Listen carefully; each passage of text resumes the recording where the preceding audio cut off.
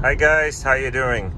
So this is a short video with a reaction to something I read in a Facebook group where someone, I think a fairly new Tesla owner, says that the Model Y is the worst winter car ever.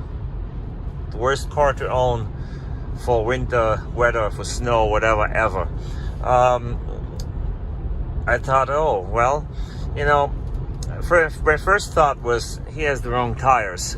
Because if you have the stock tires, those all seasons, but they don't have the snowflake sign on them, so they are no good in the winter. Maybe if you live somewhere where there's a slight coating of snow, they're okay. But if you have really cold temperatures and you have snow like we had it here with over a foot on the road, then no, you cannot go with those. But then I read he has winter tires too, from a brand company, from a good brand company. So I thought, well, okay, why is it? So apparently it is because it slides all over when you drive.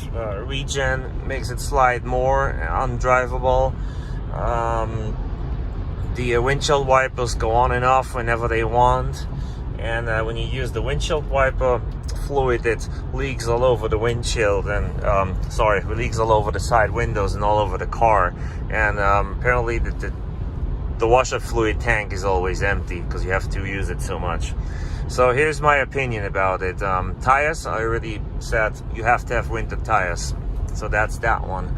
The Regen, if the Regen kicks in, you let off the throttle and the Regen kicks in to charge the battery, the vehicle slows down by itself, and it can be a little harsh. But if you know that, so you just feather the throttle a little lighter so it doesn't happen. And I do think, I'll have to test that somewhere, that when it does regenerate and it feels that the car is slipping, it corrects it itself. Of course, that's not ideal, but it does that. Also, someone said if you put it in off-road mode, it will be a lot safer to drive. Is that true? Maybe, I don't know. I have never driven it in off-road mode. I always thought driving in snow and slush is not off-roading, but I'm gonna test that too. So I should have done it yesterday. We had a ton of snow here. Schools were closed. I had to go to work early, 3 a.m. in the morning, so I should have tried it. I didn't. The other thing with the windshield washer fluid, that is possible, that it goes all over the car. I mean, I've seen it on my side window. Let's try it. Let's wash the windows. Works fine. He also said that the windshield wiper blades are crap, they smear. They do not.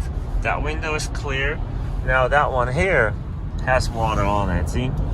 But, you know, yeah, it's pretty splattered, so I don't like that. But with the shape of the car, you know, to be aerodynamic, I think it has to. There's no way around it, you know? Of course, I've had other vehicles that were better. I've also had vehicles, though, that had the same issue. As for the windshield wiper blades, they're good. No problem with them. Do they turn on and off whenever they want? Yes, sometimes they do, but so do other brands. I mean, the Ford Explorer does that too sometimes. They turn on when there's no rain or go too fast or too slow. That just happens, you know? Not really a Tesla problem. I think I covered all of his complaints. I do think so, but here's one complaint I have that was not on there, the ground clearance. I really wish the car was a little taller. I mean, had more ground clearance. I had many situations where I couldn't go in a driveway or a road because there was snow piled up. And yes, I could just push it through if the snow is soft. But you don't know if it is. The city might have plowed, there might be ice chunks in it. I don't want to break anything. In fact, I have one of the mud flaps at the rear that got loose, and I'll take it off because I did hit a chunk of ice with it. And the mud flaps, they are no drill ones, so easy to put on, but also they fall off easier. No big deal. I'll show that sometime. and so more ground clearance would be good, but yeah, the car is overly protective here. Whenever you don't pay attention, you know, it yells at you. Unless you have full self-drive, I guess, then you don't have to pay attention. Well, you should, you know, you should. Okay, what else? Now I lost what I wanted to say. It is a great winter car. I would think this is about the best winter vehicle I've ever had. With the exception of my pickup truck that I sold, because a pickup truck, of course, is tall, you know, plows through the snow no matter what. Great. But it's also light if the bed has no load, and not always very safe on the road, so it can slide off the road too. So there's pros and cons for that we have.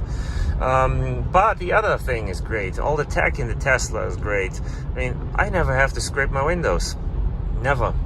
I never have to brush the snow off. It melts off because you set your time of departure and your car is ready.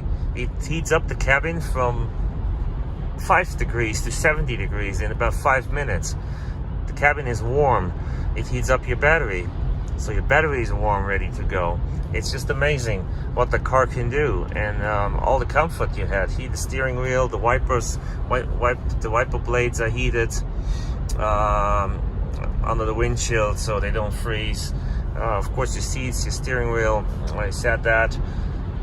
You know, your glass, your cameras are heated, so Sentry mode works when it's parked outside in the snow or in the ice. It's just amazing. So the comfort of a Tesla in the winter is very, very good and hard to beat.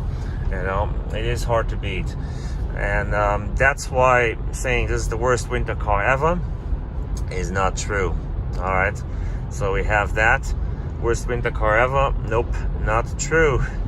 All right, I hope you have a good day, and I'll hope for better weather soon. So I'm getting a little bit tired of the snow and the cold. Have a good day, everyone.